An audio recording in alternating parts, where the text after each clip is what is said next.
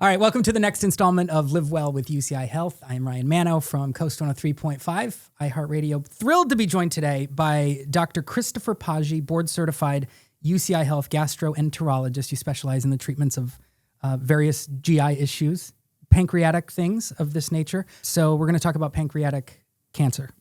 It's obviously, I would venture to say, the most feared thing to hear, right? If you get that diagnosis, oh God, right? I mean, I know even just, Alex Trebek, Steve Jobs, right? They're two of the most well-known, celebrities that passed from it. Why is it so feared? And, I guess the flip side of that is what gives you hope with what you do? Absolutely. That's a great question. So pancreatic cancer is one of the most challenging cancers that we face. And one reason is that typically we find it too late. Most patients who are given the news of pancreatic cancer are found to have it in advanced stages. And that limits treatment options and potentially lowers the chance for a cure. Sure. Yeah. And another reason that pancreatic cancer is feared is because the rates are increasing. It's predicted by 2030, pancreatic cancer will be the second leading cause of cancer-related deaths in the U.S. Why is that? Why is it increasing? Yes, I think there's a couple of reasons. It's probably due to a number of risk factors, I think, that are still being studied, but potentially it may be related to increased body weight. Okay. Also related to smoking and excessive alcohol use as well. Yeah, interesting. This might be just a really silly question, and I clearly wasn't paying close enough attention in biology or health class. Where is the pancreas located? Yes, so the pancreas is an organ that's deep in the abdomen. It actually sits behind the stomach. Okay. And due to its location, that makes it one of the more challenging cancers to diagnose. Sure. Because pancreatic tumors can grow very quickly, but also silently in this location without causing any major alarm symptoms at first. Got it. And just going to get all my my silly questions out of the way. I mean, you're probably like, who is this guy? He doesn't know anything about pancreas. What does it do? Yes, so the pancreas has very important functions. It produces enzymes that help us digest our foods. Oh. It also makes hormones that help regulate our blood sugar and our overall metabolism. Is it one of those situations? Because I've learned a lot throughout the course of this series. Some of the things that we've discussed you don't know because the symptoms aren't there until it's stage 4 or advanced, right? Is that another one of these situations? Yeah, that's what makes it difficult with pancreatic cancer. The symptoms may not be obvious in the beginning. Some symptoms to look out for include a loss of appetite, weight loss, lack of energy, discomfort in the upper portions of the belly and back, and jaundice, which is where the white portions of the eyes become yellow, the skin may turn yellow, and the urine becomes dark. Yeah. Before we get back into the screenings and stuff, what drew you to this field, just personally for you? While I was in medical school, I was fascinated by the digestive system and treating patients with digestive conditions, including pancreatic cancer. I worked with amazing professors who really inspired and guided me to work towards becoming a gastroenterologist. And while I was pursuing this interest in medical training, my own father was diagnosed with pancreatic cancer, and he passed away from it. Oh, my goodness. Through that experience, I gained an important perspective on what patients and their families go through with pancreatic cancer. And my goal is for every patient to help them achieve the best medical outcomes, but also genuinely empathize with the experiences that they and their families are going through. Sure. When you have to, consult with patients that may be fighting this or dealing with this, do you share that with them? Like that this was your journey with your father? Yes. Yeah. In certain circumstances where that would be appropriate, I think it does help them to show that I can understand the anxiety that they're going through. Yes. I can understand how important support is for a patient that goes beyond medical treatment, including social support, and all those things. So I do let patients know that I'm here for them. Yeah. Because it is, like you said, it's it's deep in the abdomen. Did you say abdomen or the stomach? Yes. Okay, that's fine. How do we get it earlier? How do we see this earlier? What are some things that we can do to detect this before it gets to bad things? That's a great question, Ryan. So right now, we do not have pancreatic cancer screening for the entire population. Okay. We have screening programs for those who are considered high risk for pancreatic cancer. And so I think it's important for everyone in the community to be aware of medical conditions that run in their family, including cancers. There are two reasons why someone may be eligible for pancreatic cancer screening. Okay. One reason is due to a strong family history, including multiple relatives and at least one immediate family member with pancreatic cancer. And the second reason is because they underwent genetic testing, which shows that they have a change in their genetics that predisposes them to pancreatic cancer. And what types of changes are we talking about in that? Yes. So, these are what we call changes or mutations in genes. Oh. These include genes that you may have heard of before, including BRCA. Okay. And I've heard that. You've had Yeah. that in addition to the gene for Lynch syndrome. Okay. We typically think of some of these genetic changes related to other cancers. Like for BRCA, we think of breast cancer and ovarian cancer. And Lynch syndrome, we think of colon cancer. But in fact, these genetic changes will also put them at increased risk for pancreatic cancer as well. Interesting. In your position, doing what you do you wish that everyone had access to pancreatic screening? Absolutely. I think that we are still working on that. And I do foresee a day in the future where that is more of an availability. Sure. I think that what we're working on is improved testing for screening. There are promising blood-based testing that are currently in the works, but are still in more of a investigative phase. Yeah. But my hope is that in the future we will have something that's more widely available. Well, and I mean, I'm basing that off of what you said. If you said by the year 2030, it's going to be the second leading. I mean, if that's the trend, you would think that the medical community or however it works would say, wait a second, we have too many people. We're losing way too many people to this, right? Absolutely. Yeah, absolutely. There's a big motivation in the community to continue performing research in this area so that we can detect pancreatic cancer earlier, which we know that this will be important in affecting overall outcomes with regards to treatment. Yeah. You mentioned, the high risk factors in terms of, family history and change in genetics. What type of lifestyle things are, possibly contributing to this? Absolutely. So there are modifiable factors that we can control to reduce our risk of cancer. This includes avoiding smoking and excessive alcohol use and maintaining a healthy weight. So these are things we consider important for maintaining our overall health. It's also good to note that taking control of these factors also lowers our risk for cancer. Sure. Just in general, right? Yeah. Absolutely. Just be healthier, right? Exactly. as best you can. Yeah. Yes. So let's talk about, you have your specialist here at UCI Health. There's a whole team of you guys. What does care for a patient, from a teamwork perspective, once they're with you and once you guys have gotten this figured out with what they're dealing with, how does the care look from there? Absolutely. So I feel very fortunate to be working at UCI, where I work with a team of specialists. And for every patient, the plan of treatment is discussed as a team that includes oncologists, surgeons, radiologists, gastroenterologists like myself, and other specialties. There are formal meetings that are occurring to discuss plan of care. So you guys will sit down with each other first before going to, okay, got it. So we have these regular tumor boards. Yep. And on top of that, Ryan, we're constantly communicating with regards to the care of our patients. We are always discussing what are the next steps to help provide the best care for our patients. And let's talk about some of those next steps. Innovative treatments. I know you guys are constantly looking forward at, what's coming, what's next. I mean, what are some of those treatments that you're really behind right now?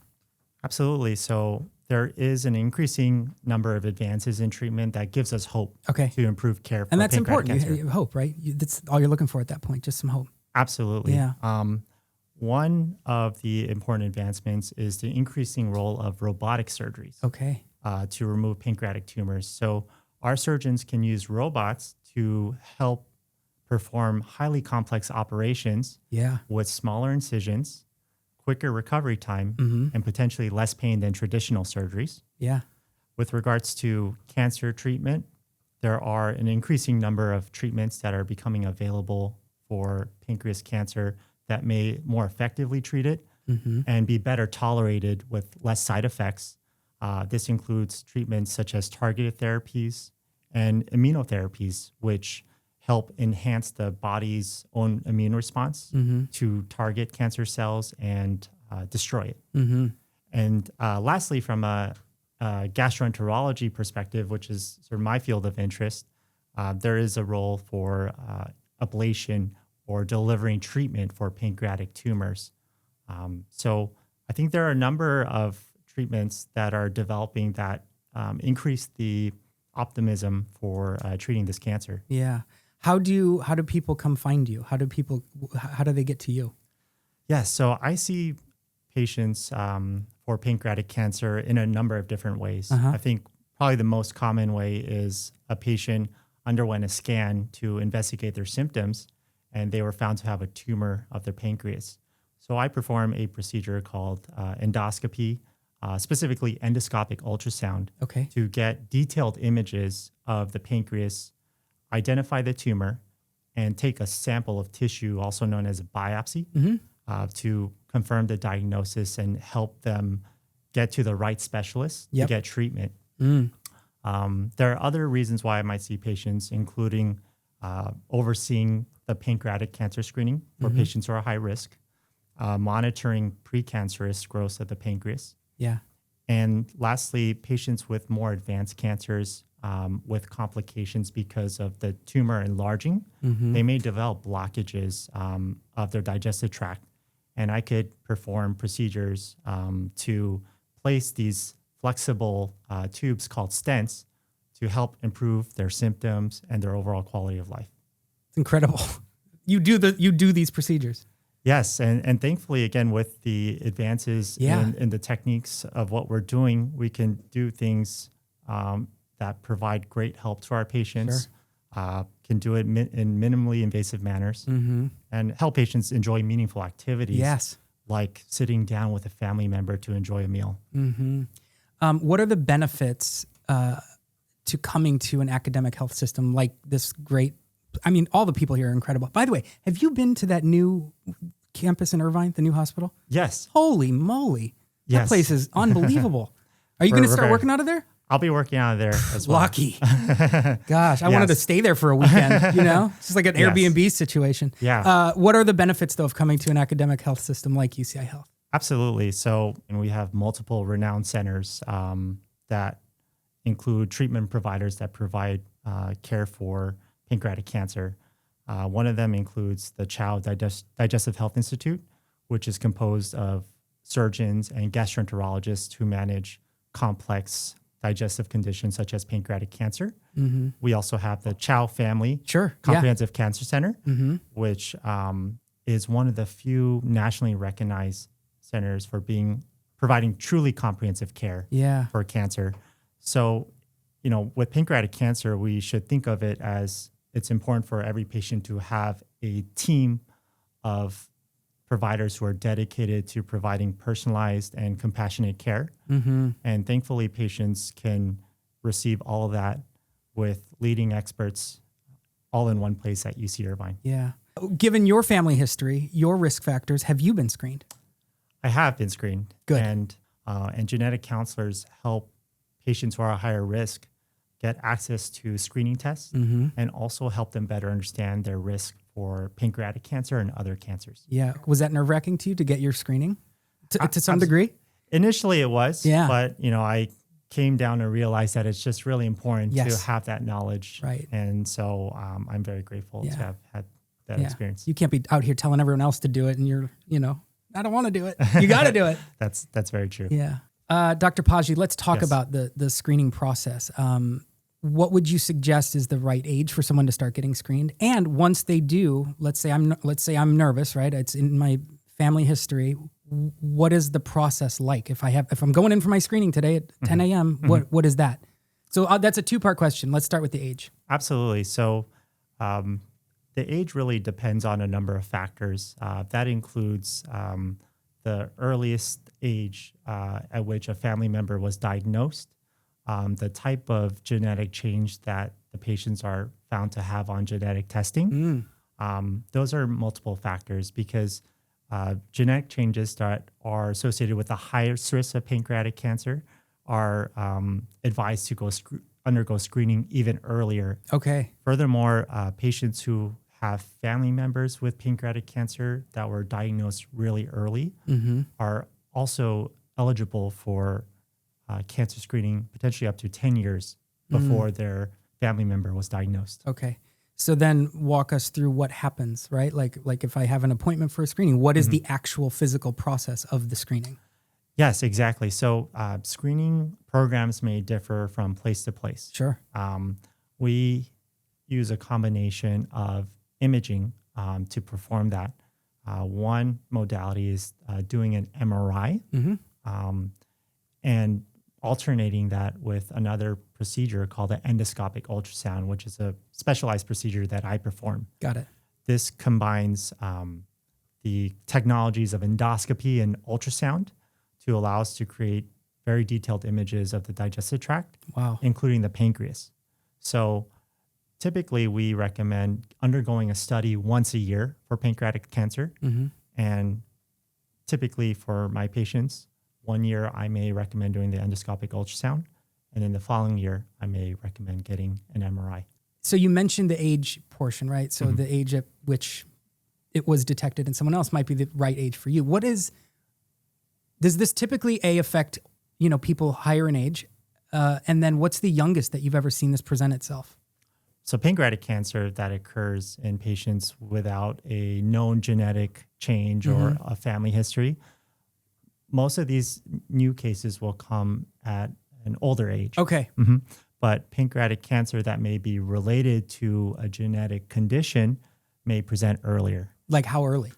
Well, it really depends on the type of genetic condition. Okay. I love that was, your passion. I mean, obviously the situation with your dad is horrible, but I love that you followed your passion and you're able to keep it alive and really to some degree keep, doing that for him, right? It's neat that you get to help others that are maybe in that situation that you were in. So absolutely. Yeah. Just that personal experience continues to drive my passion, to try to spread awareness and, help every patient make sure they get connected with the right resources so that they feel supported. Yeah.